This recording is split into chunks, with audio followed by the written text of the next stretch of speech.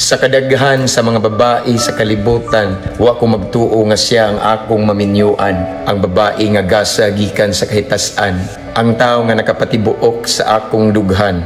Abi kog single ra ko hangtod sa kahangturan, kay daghan ang mga nanglabay mga kahigayunan, nga akong kasing-kasing igo ra day nasakitan, tungod kay di mao ang akong napilian. Ang giisip nako nga akong makauban, wa man day migitadhana sa kahitas-an.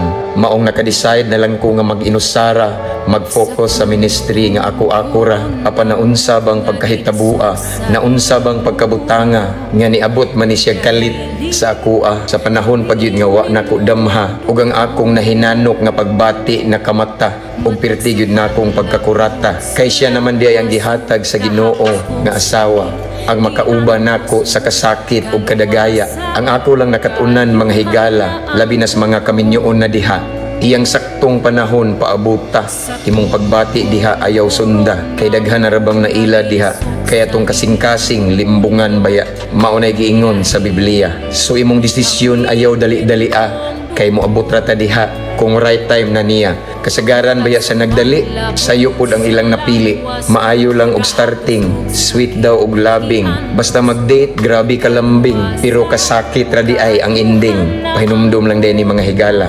Ampo, amping, abantita.